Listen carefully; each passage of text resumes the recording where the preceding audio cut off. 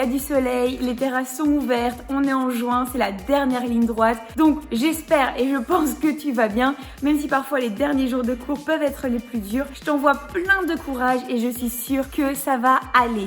Alors je suis hyper heureuse d'introduire le thème de ce mois-ci, corps, âme et esprit. Alors là, peut-être que tu te dis, quoi? C'est quoi ce thème pourri? Je comprends rien. Corps, âme et esprit, c'est trop abstrait pour moi. C'est bon, je regarderai pas les refuels ce mois-ci. Je veux t'encourager à les regarder parce que tu vas comprendre pourquoi ce thème est si important pour ta vie personnelle, ton corps, ton âme et ton esprit. 3 choses que Dieu t'a offert. Moi, je vais introduire le thème du corps. De ton corps. Comment Dieu voit ton corps. Pourquoi ton corps est important pour Dieu. Alors pourquoi est-ce que je te parle de ça? Parce qu'on est dans une société où le corps, c'est un sujet très important. On voit le corps partout. On voit dans les séries, avec les mannequins, dans les pubs, on le voit partout. Tu le vois avec tes potes, tu le vois dans la mode. Et on a tendance à se sentir pas assez comme ça ou trop comme ça. Trop gros, pas assez mince, pas assez musclé, trop boutonneux, trop brune, trop blonde, trop lisse, trop bouclée, etc. Et il y a plein de critères que la société nous met pour qu'on ait un corps qui soit parfait. Bien sûr, imparfait qui n'existe pas, qui est impossible, imparfait que l'on peut voir que sur les mannequins par exemple, mais parce qu'ils sont retouchés par Photoshop. Donc sans les filtres, sans Photoshop et sans l'aide que notre téléphone peut nous donner, ce corps si parfait est impossible à atteindre. Et du coup, on va voir le corps mais aux yeux de la Bible, aux yeux de Dieu, pour t'aider, pour m'aider moi aussi à accepter son corps, à aimer son corps et à comprendre pourquoi Dieu nous a donné un corps. Quel était le plan initial de Dieu dans son esprit quand il a façonné ton corps. Le petit A, c'est « Mon corps est une œuvre d'art ». Comment Dieu voit ton corps? Il le voit comme une œuvre d'art. Et ça, on peut le voir dans le psaume 139, verset 13. « Tu m'as fait ce que je suis ». Moi, j'aime déjà cette phrase. Parce que Dieu ne t'a pas fait comme ton copain, comme ton voisin, comme ta star préférée, ton joueur de foot préféré, ton sportif préféré. Il t'a fait ce que tu es.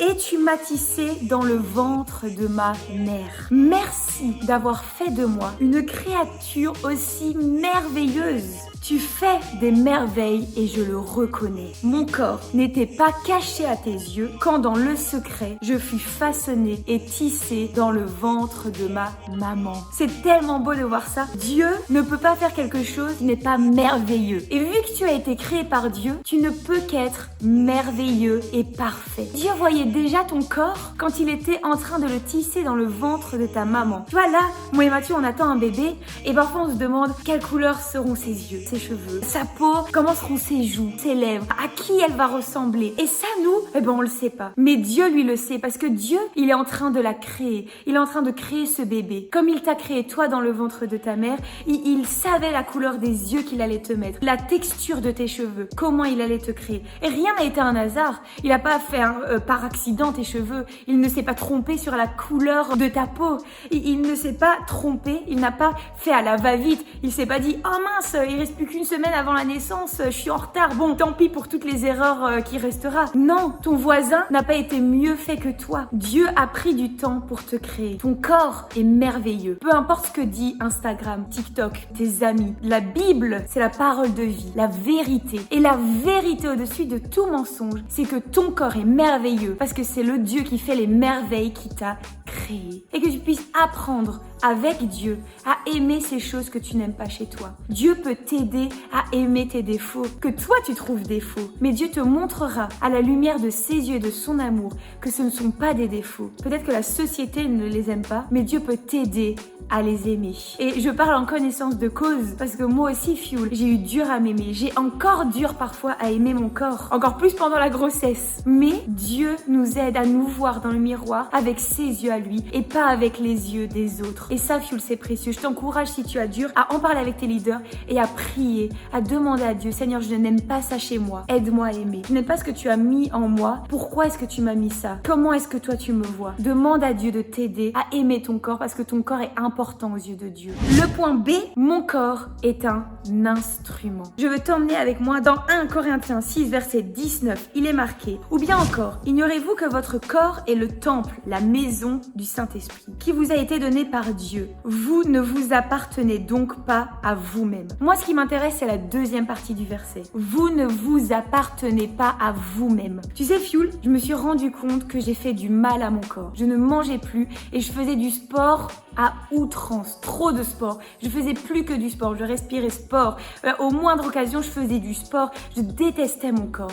Je le détestais au point où je lui ai fait du mal, où je lui ai donné trop de sport, parce que trop de sport, c'est faire du mal à son corps quand on se repose pas, sans lui donner de nourriture. Et ce verset, ça a été une révélation pour moi, quand Dieu m'a dit « Hé, t'es en train de faire du mal à ton corps, mais ton corps, il t'appartient pas. Ton corps, il est à moi. C'est l'instrument que j'ai créé, que je t'ai confié pour faire avancer mon royaume. Et tu es en train de lui faire du mal. Tu es en train de le détruire. Je sais pas dans quoi tu te mets. Peut-être que tu fais des régimes, trop de sport. Peut-être que toi aussi, tu t'empêches de manger. Ou tu t'empêches de manger des choses que tu aimes, comme du chocolat ou comme du sucre.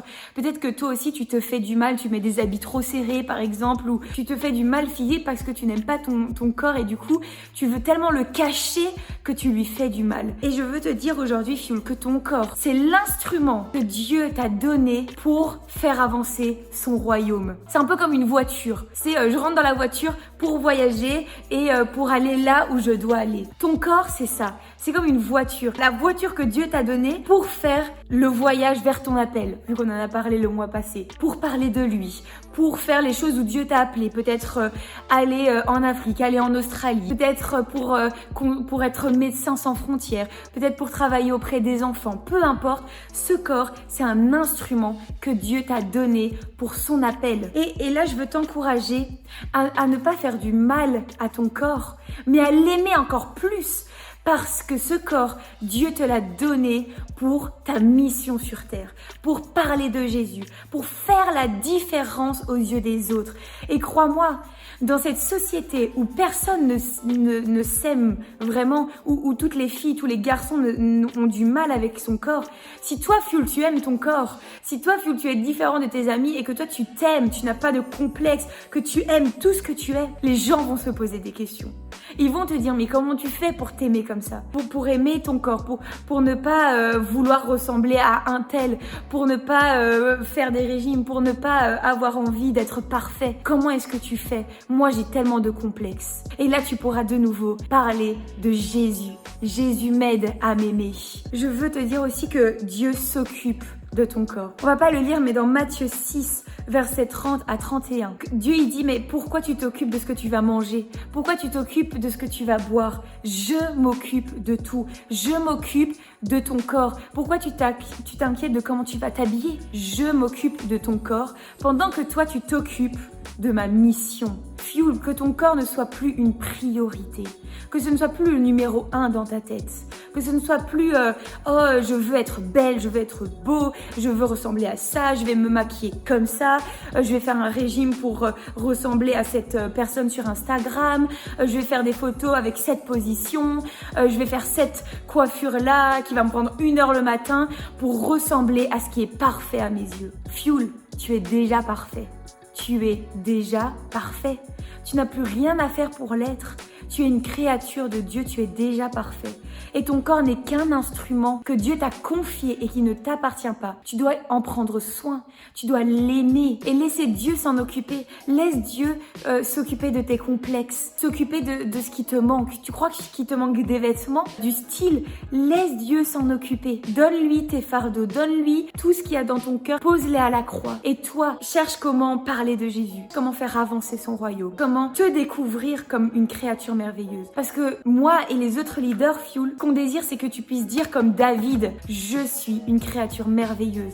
Notre cœur, Fioul, c'est que tu puisses proclamer ça en te regardant dans le miroir chaque matin. Je suis parfait et le croire dans ton cœur. Pour conclure, tu es une œuvre d'art et ton corps est un instrument pour le royaume de Dieu. Ma mission pour toi, c'est qu'après ce Fioul, prends une feuille, écris tous tes complexes, écris tout ce que tu trouves de moche chez toi, tout ce qui ne va pas, tout ce que tu aimerais avoir, écris-le et va dans ta chambre et dépose-le aux pieds de Jésus. Mets-toi à genoux, prends ta feuille et dis Seigneur, tout ce que je viens d'écrire et qui me fait du mal, tout ce que je viens d'écrire et qui est dur à porter parce que ça me fait souffrir, je veux le déposer dans tes bras. Aide-moi à découvrir que je suis une créature merveilleuse. Fais ça, Fuel. Et maintenant, place au jeu, place au fun et bon dimanche.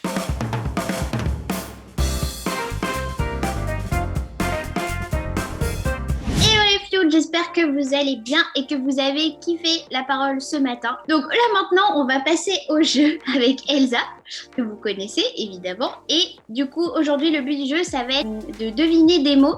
En fait, les lettres, elles sont mélangées. Et vous allez devoir deviner avec nous, soit dans le chat, soit sur un papier, soit tout seul, avec les bonnes lettres dans l'ordre pour deviner le mot. Ok, c'est parti.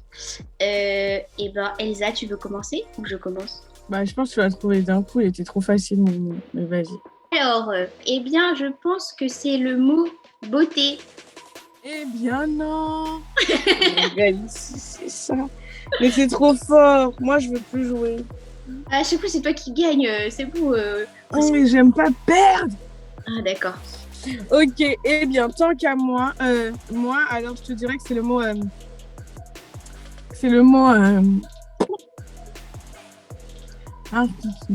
T'as entendu ou pas? Non. Je passe sous un tunnel, c'est ça que t'entends pas bien, mais j'ai dit le bon mot. Ah bon? T'as dit quoi du coup? C'est grave. Est-ce que tu veux que je mette la... Aidez-moi parce que là c'est chaud. Donc je dirais ailleurs. Tu veux que je dise la première lettre? Ouais, c'est R. Non.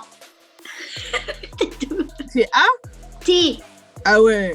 Là, je crois que je connais pas. Ok. J'ai combien de temps là? On aurait dû se mettre un chrono. Oh, c'est illimité, hein. Tabernacle. Non. Non. Ça commence par un T? Allez, je te donne la deuxième lettre. Oh. Ouais. Mais en fait, le C me perturbe. Hein. Perturbe. Toclarine. Toclart. Elsa, concentre-toi. Attends, je te mets la dernière lettre. Non, vas-y, attends, je vais te donner un... Tétine. N'importe quoi, il y a écrit to, ouais. Tétine, voilà. Attends. Tonnerre. Non, je fais pas d'effort. Ok, d'accord, je me concentre. Mais sûr, je connais ce mot, c'est en français? Oui. Toilette? Mais où est-ce que tu vois de tes... Non. Toilax? Non. Toilax. Oh là là. Non, mais le A, il peut être où? Dire tonnerre, terrasse, thoraquine. J'en sais rien. Je sais pas, je connais pas ce mot. Mais si tu connais. Je connais pas ce mot, Christelle. Bon, je te le dis. Un mot qui commence par to? Oui. Mais ça n'existe pas dans le dictionnaire. Mais à part tomate et tomate. Moi, je peux... c'est un mot pour apprendre à aimer les différences. Ah ouais, la tolérance. Ah ouais, j'étais très loin. Très loin. Moi, le mien, il est facile. Je te fais le prochain. Il est super facile. Ah, oula. Il est facile. Hein. Alors. Faut juste que tu te concentres. Et en vrai, les lettres, elles vont se placer dans ton cerveau. En vrai, il est dur, hein. Ressusciter. Absolument. C'est... Ouais, je sais pas où t'as vu toutes ces lettres. Non. Purée, je vois pas. Comment ça, tu vois pas? Ouvre les yeux. Il y a plein de... T'es trop drôle, Elsa. Pour le coup, j'aurais pas dû dire de corser, en fait. Quand j'ai vu ce que tu m'as mis, j'ai commencé à réfléchir à ma vie. Les amis, n'hésitez pas à réfléchir aussi. Et à deviner. Le premier qui trouve, Christelle l'invite au KFC ou au McDo ou un truc healthy. Hein. Moi, j'ai pas d'argent, alors non. Non, j'avoue, allez, un jour, KFC. C'est bon, t'as trouvé? C'est bon, il est facile ou pas? C'est serrurier. T'es pas très loin. Ah. Mais genre, c'est la même racine, mais c'est pas le mot serrurier. Je vois pas alors. C'était serrurerie. Ah. Ok. Well done, c'était dur. J'espère que vous avez réussi à trouver, les amis. Hein. N'oubliez pas la récompense. Envoyez un message Instagram à Ilsong Jeunesse. Et si vous avez trouvé, envoyez-nous un screenshot. Et trichez pas. On triche pas. Ouais. Screenshot. Et Christelle fera ça pour vous. Elle vous invitera à manger. Je vais vous rincer en poulet, oui, bien sûr. En poulet ou en sandwich. En vrai, Christelle, elle peut tout faire. Alors, troisième mot. Alors là, c'est un mot composé. Pique-nique. Bah, attends, j'ai pas mis encore. Toutes les lettres sont mélangées, mais le nombre de lettres est le bon des deux côtés. Oh, waouh. Saut en parachute. Je pense que ça commence par un S. Non. Je pense que ça commence par un A, c'est exactement ce que je viens de dire. Je pense que tu entends mal, Christelle. Non, c'est pas un A non plus, non. Je pense que ça commence par un T. Bon, il y a combien de lettres là? Ah, un puits. Oui. Puits. Ça commence par un T. Dedans, il y a puits. Franchement, là, je t'ai donné la réponse. Puits. Puissant. Oui. Et du coup? C'est quoi le rapport avec puissant? Tout puissant. Oui. Ah ouais. Eh bien les amis, on espère que vous avez kiffé le jeu. Et n'oubliez pas, si vous avez trouvé les bonnes réponses, allez sur Ilsong Jeunesse, envoyez un message et taguez Christelle en disant que Christelle vous doit un McDo ou un KFC ou ce que vous voulez. Christelle. Mais non, mais le compte, ils vont se demander pourquoi il y a plein de jeunes qui nous envoient des messages pour un KFC. Juste petit rappel, on a repris les services en présentiel. Du coup, on t'invite à te rendre sur le site de Ilsong France et de voir si nous sommes présents sur ton campus en fait. Et puis voilà, n'hésite pas à t'inscrire. Reste connecté également sur les réseaux sociaux sur Ilsong Jeunesse où on mettra toutes les informations. Et pour ceux qui n'ont pas réussi à avoir de place dans leur campus, sachez qu'on continue toujours les services refuel en ligne. Donc voilà, rapprochez-vous de vos leaders de Connect.